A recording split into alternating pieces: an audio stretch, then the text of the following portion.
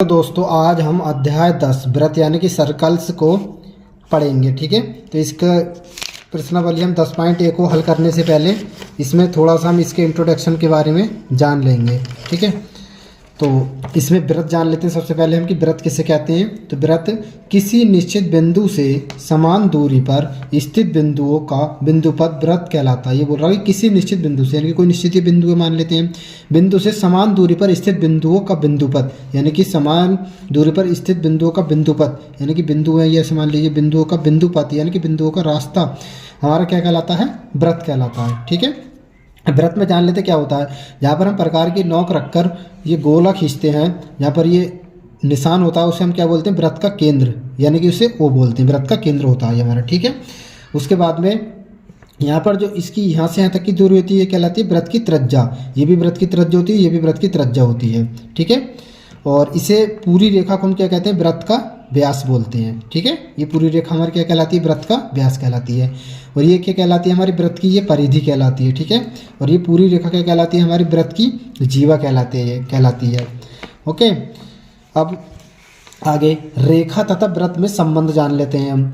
तो जैसे कि यहाँ पर जैसे हमारे पास एक व्रत दे रखा है और उस पर एक रेखा इस तरीके से खींच दे तो ये क्या कहलाएगी, स्पर्श रेखा। और के बिंदु पर, एक बिंदु पर, कितने बिंदु पर स्पर्श कर रही है, एक बिंदु पर, तो ये बिंदु स्पर्श रेखा कहलाएगी। ये दूसरी हमारी, जैसे हमने व्रत खींच दिया, इस पर ये स्पर्श रेखा खींच दी तो ये क्या है, ये हमारी प्रतिच्छेद रेखा कहलाएगी। क्यों, क्योंकि ये व्रत को दो भागों में प्रतिच्छेद करती जा रही है। यहाँ पर यहाँ से काटती जा रही है, यहाँ से काटती जा रही है व्रत को, तो ये क्या कहलाएगी, हमारी प्रतिच्छेद रेखा, या फिर हम इससे बोलते हैं छेदक रेखा भी बोल सकते हैं। ये दो बिंदुओं पर हमारी क्या कर रही है, स्पर्श करती हुई जा रही है।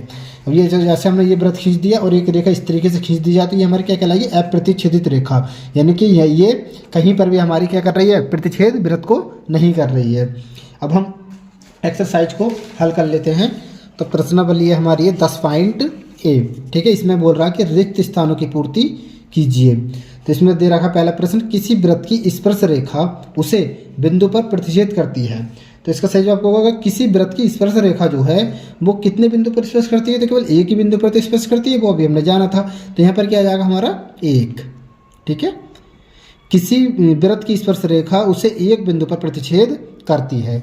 दूसरा प्रश्न है, व्रत को दो बिंदुओं पर प्रतिच्छेद करने वाली रेखा को कहते हैं। व्रत को दो बिंदु पर प्रतिच्छेद करने वाली रेखा को हम क्या कहलाते हैं, क्या कहते हैं, जो व्रत को दो, छेदक रेखा, अभी हमने पढ़ा था क्या कहलाती है, वो छेदक रेखा, ये दो बिंदुओं पर प्रतिच्छेद करती है। तो यहाँ पे लिख देंगे हम छेदक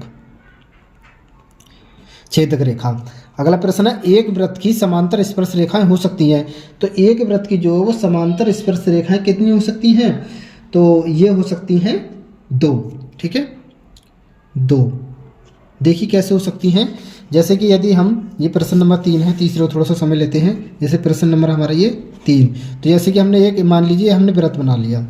अब यदि हम इस व्रत पर जो समांतर स्पर्श रेखाएं खींचें तो एक तो हम इधर से खींच देंगे इस तरीके से, ये स्पर्श करती हुई जाएगी इससे, और एक इधर से खींच देंगे।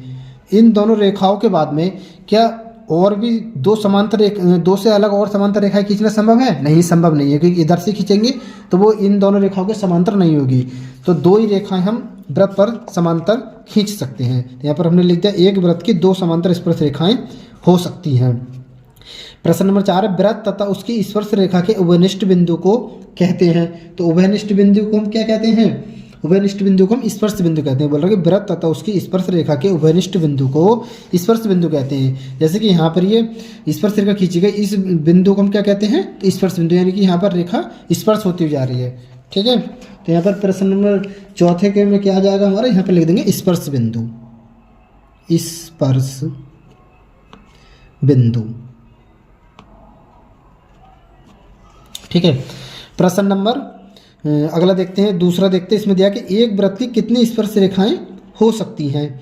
तो एक व्रत की कितनी स्पर्श रेखाएं हो सकती हैं, तो अपरिमित से अनेक, यहाँ पे लिख देंगे हम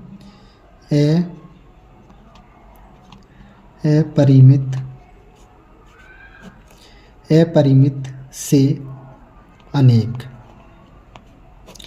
ठीक है, तीसरा प्रश्न दे रखा है हमें कि व्रत के एक बिंदु पर एक और केवल एक होती है। तो व्रत के एक बिंदु पर एक और केवल क्या होती है, एक स्पर्श रेखा होती है, स्पर्श रेखा।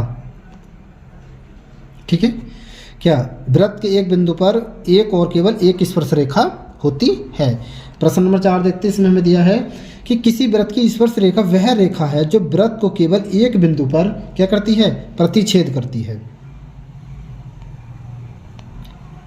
प्रतिच्छेद करती है। इस तरीके से हमने प्रश्नावली 10.A को सॉल्व कर लिया। ठीक है, अगली वीडियो में हम प्रश्नावली 10.B को सॉल्व करेंगे।